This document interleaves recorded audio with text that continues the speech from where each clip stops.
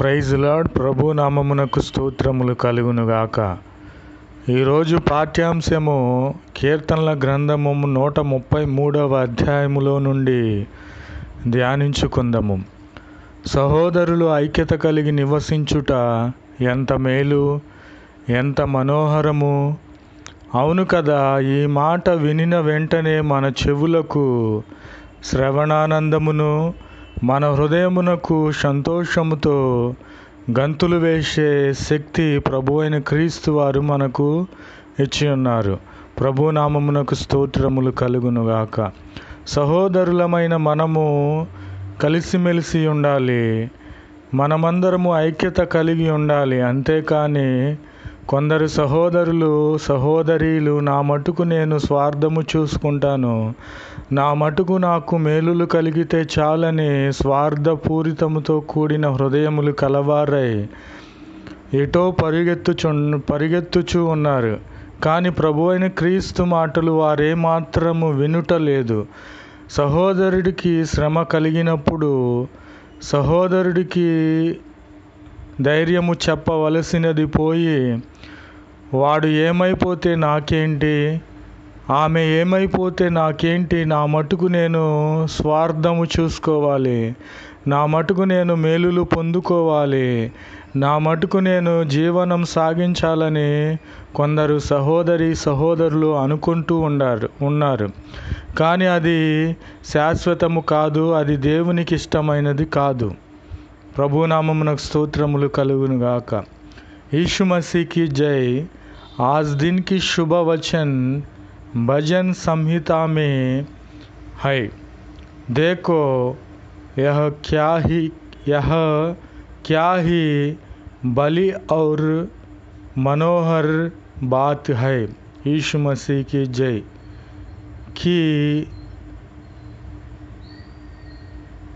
भाई लोग आपस में मिले रहे। आमीन। यीशु मसीह की जय। हम सब भाई लोग आपस में मिले रहे। यीशु मसीह की जय। ఆమెన్. కాబట్టి ఐక్యత కలిగి సహోదరులు ఐక్యత కలిగి ఉండుట అది ఎంత మనోహరమో ఎంత మేలో అనేది కొందరికి తెలియదు. మన తల మీద పరిమళ తైలము పోయబడి ఉన్నది అనుకోండి. ఆ పరిమళ తైలము మన తల మీద నుండి శరీరము మీద నుండి తల మీద నుండి కారి శరీరము మీదుగా కాళ్ళ వరకు వచ్చినప్పుడు అదెంతో పరిమళ తైలము సువాసన గలదై మనలను ఉన్నత స్థలములపైకి ఎక్కించే విధముగా ఉంటుంది. ప్రభునామమునకు స్తోత్రములు కలుగునుగాక. यह तो उस उत्तम तेल के समान है जो अहरोन के सिर पर डाल गया था. और यीशु मसीह की जय. కావున మనమందరము సహోదరులు ఐక్యత కలిగి ఉండాలి. ఒక కొండ మీదకి మంచు పరచబడి ఉన్నది. ఆ మంచు ఆ కొండకే అందమును చూపిస్తూ ఉన్నది. ఆ కొండకే అందం వస్తూ ఉన్నది.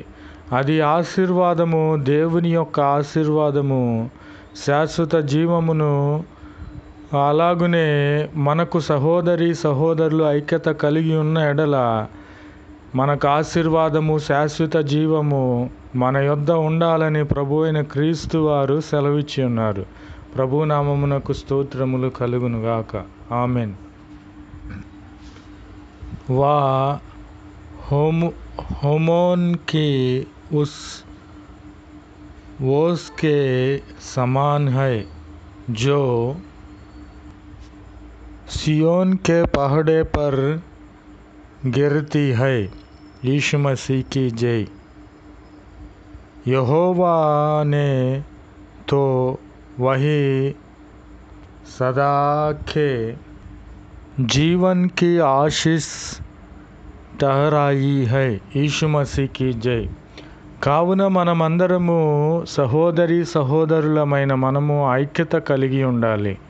అంతేగాని మన ఎదుటి వారి సహోదరులు కష్టపడుచుంటే, వారి శ్రమలలో ఉంటే మనము మాత్రము మంచిగా ఉన్నాము, మనము మాత్రమే జీవిస్తే చాలు, మనకు మాత్రమే మేలులు కలిగితే చాలని మనము అతిశయించిన ఎడల, గర్వించిన ఎడల, స్వార్థము చూసుకొని ఎడల ప్రభువైన క్రీస్తు వారు మనకు తగినటువంటి శిక్ష విధించే వారిగా ఉన్నారు. కాబట్టి మనమందము ప్రభువునందు ఐక్యత కలిగి ఉండాలి.